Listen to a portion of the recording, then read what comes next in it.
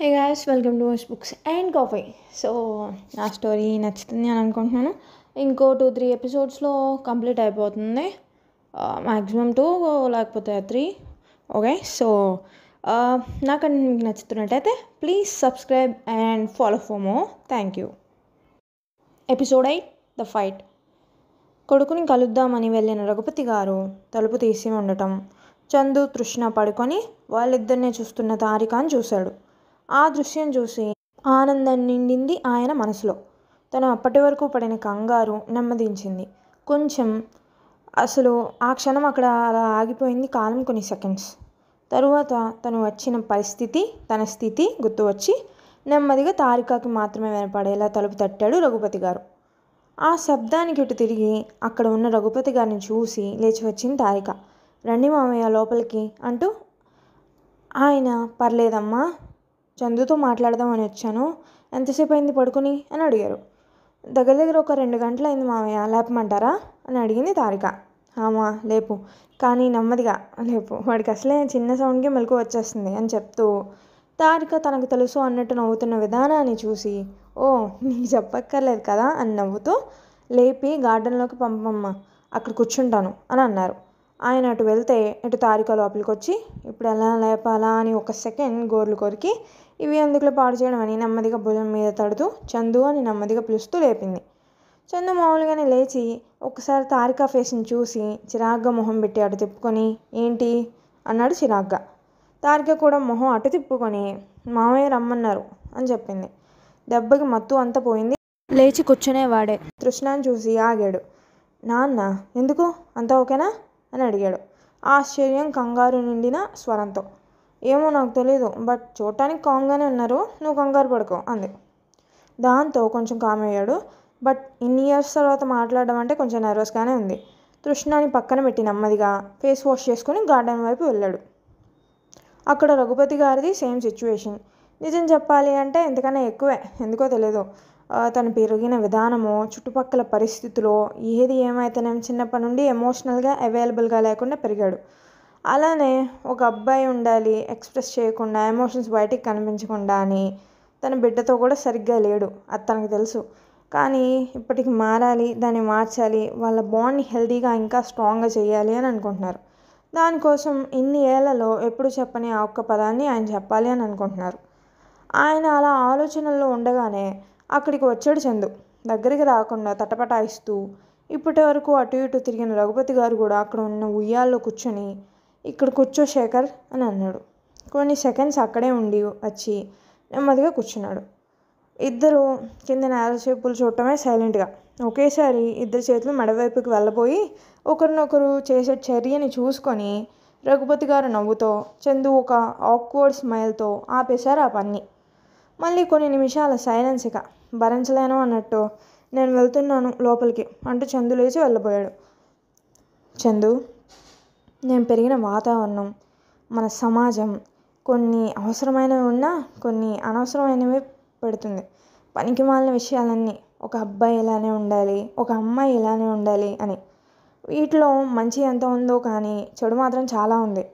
ఆయన చెప్తున్న దాన్ని వింటూ సైలెంట్ వెనక్కి వచ్చి కూర్చున్నాడు. నేను చిన్నప్పటి నుండి వాటిలోనే పెరిగాను. సరైన నాలెడ్జ్ లేదు పెరిగాక కూడా మారడానికి. తరువాత నీకు ఒక వయసు వచ్చాక కొన్ని మార్చాలి, తప్పు నాదైనప్పుడు క్షమాపణ చెప్పాలి, ఇలా చాలా ఉన్నాయి అని తెలుసుకుంటూ ఉన్నా మారలేకపోయాను. దాన్ని ఏదో బలహీనతలా చూసా. చాలాసార్లు అది తప్పు అని తెలిసినా సరిదిద్దలేదు. ఇక మీదట అలా జరగనివ్వను. ఇందాక పని మీద పొరుగురు వెళ్ళాను కదా జగన్నాథం మామయ్యని చూడటానికి. మామయ్య కూడా ఇలానే కన్నపిల్లల్ని చాలా దూరం చేసుకున్నాడు. ఎటు పోతారులే అన్న ధీమా. ఇంగ్లీష్లో ఉంది కదా ఒక పదం, అదేంటి, గ్రాంటెడ్. అలా గ్రాంటెడ్గా తీసుకొని ఎన్నో చేసి బిడ్డలను దూరం చేసుకున్నాడు.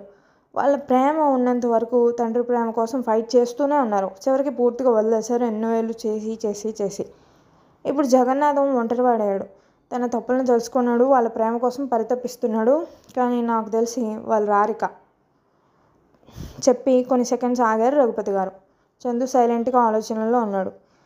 అప్పుడు నీ ప్రేమ ఒప్పుకోకపోయినా, నువ్వు వెళ్ళిపోయేలా చేసినా, ఆ తర్వాత ఇన్నేళ్ళు ఇలా మన మధ్య మౌనం ఉన్నా నాదే తప్పు. అది తెలిసినా కూడా అది మరి నేను ఇందాక అన్నట్టు అది కొంచెం అహంకారం, కొంచెం ఏమో మరి ఇంకా పెరిగిన వాతావరణం మేబీ తెలీదు. కానీ ఇక మీదట అది దిద్దుకోగలిగే ఛాన్స్ ఉన్నప్పుడే దాన్ని చెయ్యి జారనివ్వకుండా దిద్దుకోవాలి అని అనుకుంటున్నా. ఆయన ఏం చెప్తున్నారు, ఏం చేస్తున్నారు అన్న టెన్షన్ చందుది. చేత్తో మెడ రుద్దుకుంటున్నాడు. నన్ను క్షమించరా అన్నారు ఆయన భావోద్వేగానికి లోనవుతూ. చందుకి ఏం చెప్పాలో తెలియట్లేదు. మేబీ మాట రావట్లేదేమో. ఆయన వైపు ఇంకా సూటిగా చూడట్లేదు. రఘుపతి గారు నెమ్మదిగా చందుని ఇటు తిప్పి తన వైపు చూసుకునేలా చేసి చందు చేతులను పట్టుకుని, నన్ను క్షమించరా శేఖర్ అన్నాడు నీళ్ళు నిండిన కళ్ళతో. ఆయన ఎప్పుడూ అలా చూడలేదు చందు, ఒక్క తన నానమ్మ చనిపోయినప్పుడు తప్ప. సో ఇంకేం మాట్లాడాలో, ఎలా ఓదార్చాలో తెలియక, మీదేం తప్పులేదు నాన్న, అంత పెద్ద మాటలొద్దు అని అంటున్న చందుని ఆపేశారు రఘుపతి గారు తన మాట పూర్తవనివ్వకుండానే. లేదురా, అంతా నా తప్పే. అన్నింట్లోనూ నీ ప్రేమ విషయంలో నువ్వు కరెక్ట్గానే ఉన్నావు. ఇన్నేళ్ళు అయినా ఇంకోటైనా నువ్వు కరెక్టే. నాదే తప్పు. మాట కూడా అనుకో, ఎందుకంటే అది నిజం. చందు సైలెంట్గా ఉన్నాడు, ఇంకా మాటకి అడ్డుపడకుండా. ఇక నుండి మొత్తం మార్చేద్దాం, మాట్లాడుకుందాం, సరదాగా గడుపుదాం. జీవితం చిన్నది, ఎందుకు ఈ గొడవలు పగలు అవి ఇవి. జస్ట్ ప్రేమని పంచుతూ సరదాగా తీపి గుర్తులు చేసుకుంటూ వెళ్దాం లైఫ్ని. చందు, ఒకసారి ఈ నాన్నని హగ్ చేసుకోరా అని అడిగాడు ఆయన. పుట్టిన దగ్గర నుండి ఒక 10 ఏళ్ళు మేబీ చేసుకుని ఉండొచ్చు, కానీ ఆ తర్వాత తన నాన్నని హత్తుకోవడం, ముద్దు పెట్టుకోవడం వంటివి చాలా రేర్. సరిగ్గా గుర్తు కూడా లేవు చేసుకున్నట్టు. ఆయన అలా అడిగేసరికి అసలు లోపల ఎక్కడున్నాయో నీళ్ళు తనకు తెలియకుండానే వాటంతటా అవే వచ్చేస్తున్నాయి చందుకి. తండ్రి కొడుకులు ఆప్యాయంగా కౌగిలించుకున్నారు. ఇద్దరికి చాలా ఎమోషన్స్, బాధ, ఇన్నేళ్ళు ఇలా అయినందుకు కోపం, ఆనందం, ఇలా రకరకాలు అన్నీ కన్నీళ్ళ రూపంలో జారవిడుస్తున్నారు.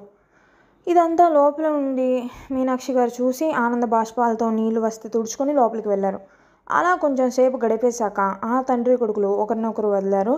ఎన్ని రోజులు ఉందాం అనుకుంటున్నారా అన్నారు ఆయన.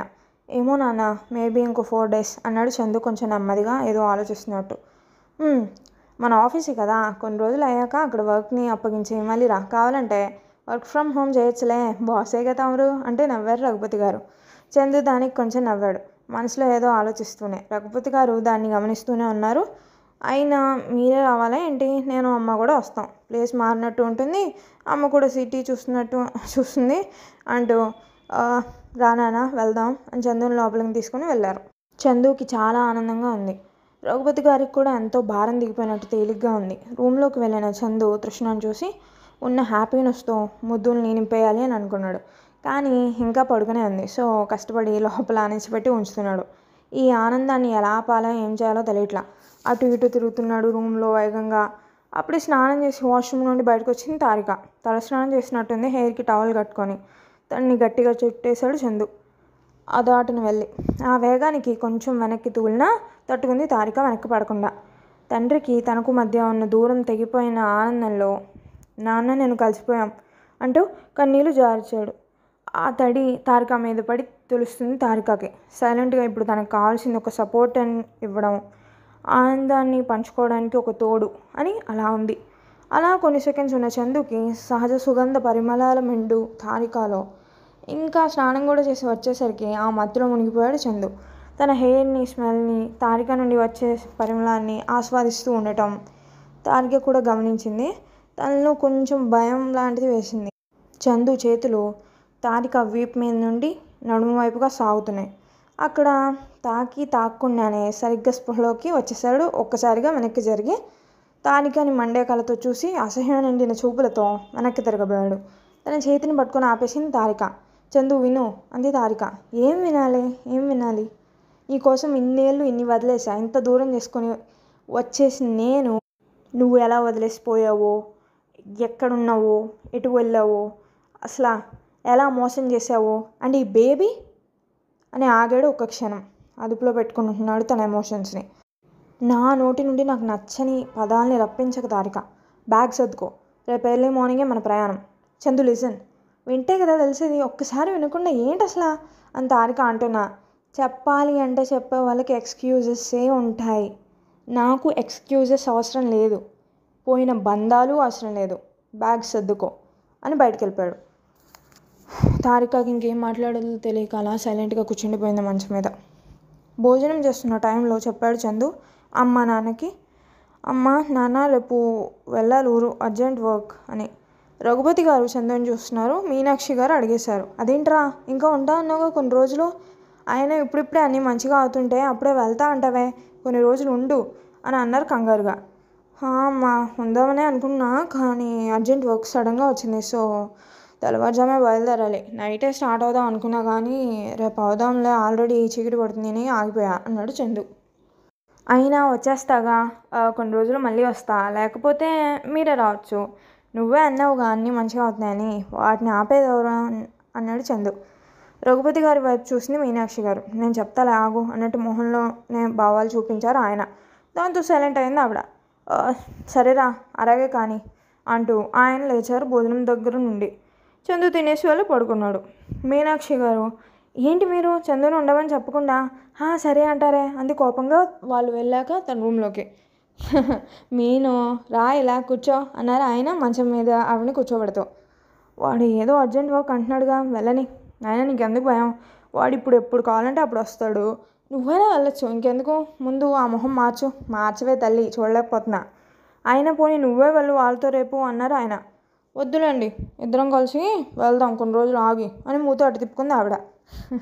సరే నువ్వు ఎలా అంటే అలానే, ముందు ఆ మొహం మార్చి తల్లి మీనాక్షి అనేసరికి ఆవిడ నవ్వేసింది. ఆ నవ్వులో తన నవ్వుని కలిపారు ఆయన. ఇన్నేళ్ల తర్వాత ఎంతో ప్రశాంతంగా పడుకున్నారు వాళ్ళిద్దరూ. So that's it for today guys. Hope you like it. Also subscribe చేసుకోండి నచ్చితే. Thank you. Signing off.